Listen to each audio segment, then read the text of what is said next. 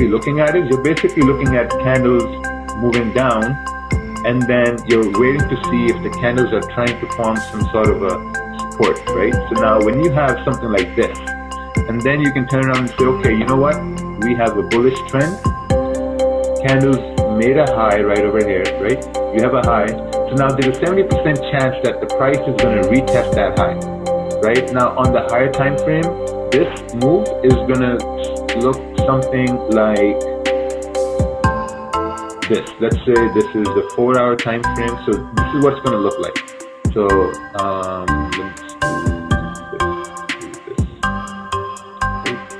this candle moving up would be these small candles moving up to retest this high. Make sense? So you had a break right over here, and then price made a high, and then now you're saying, okay, you know what, we've made a high, so now I'm probably going to wait for price to come down and create some sort of a support. Candles move down, you have a support because look, this is a bearish candle, and then you have a bullish candle right over here, right? So when you look left, you're like, okay, this was a breakout, so probability dictates that since this is the 30-minute or the 1-hour chart and we're forming support, so now this tells me, okay, we form support, I can probably have my stop loss down over here. Because once I have my stop down here, I know that, okay, as long as price stays above this level, we should continue moving up to possibly fill this range, right? And then on a higher time frame, this is going to be the wick fill right over here. Right?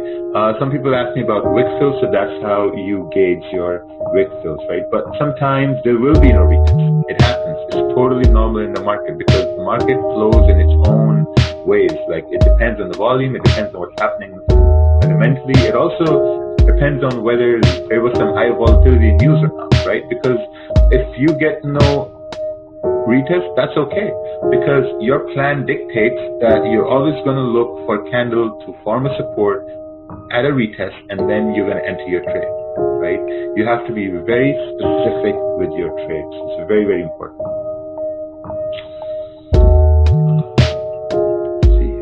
You can ask questions on the go too, so but I'm going to make sure I answer all the questions before they're even asked. So we're going to all right. So let's say that we have a situation like this, right? So you have a resistance formed here, and then you have candles moving up, right? Provided that, let's say that you missed out on this retest. So now you have candles moving up, right? So what do you do after this? Now sometimes what's going to happen is that guy's going to say, okay, you know what, since this is a 30-minute chart, so I'm going to place a stop loss down over here because they said that in the webinar, and then I'm going to target for this wick fill, right? What you don't understand is that there is a resistance area here that was broken, because when you look at this level here, look at this candle, it was bullish, and then you had a strong bearish candle, right? So when you have a strong bearish candle, you also got to look at yourself and say, okay, so why did this candle happen? What was in this area that made this candle go all the way down?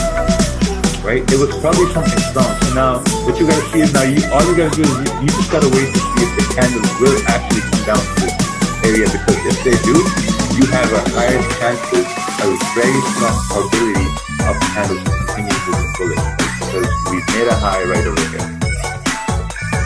So let's see what happens.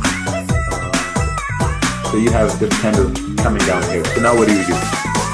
So do you take, how is that a retest when it never broke that resistance? Oh no, that was just for example purposes, right? But we're focusing on what's happening in the now, right?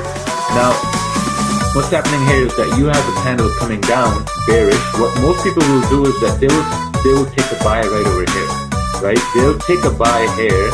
Now, it's not a bad trade, but it's also very risky because the candle is moving against you, right? You have to enter trades when candles are moving in your direction.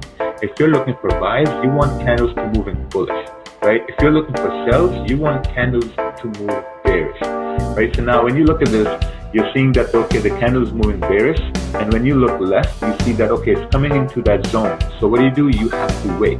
You have to wait to see if the next candle can give you some sort of a confirmation that okay, we are now trying to form bullish, that we're trying to form some sort of a bullish idea here, right? So if you're looking at it, you're basically looking at candles moving down, and then you're waiting to see if the candles are trying to form some sort of a support, right? So now when you have something like this, and then you can turn around and say, okay, you know what?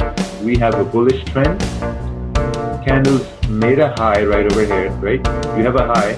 So now there's a 70% chance that the price is going to retest that high, right? Now on the higher time frame, this move is going to look something like this. Let's say this is the 4-hour time frame. So this is what it's going to look like. So let me just do this. Right? So this candle moving up would be these small candles moving up to retest this high. Make sense? So you had a break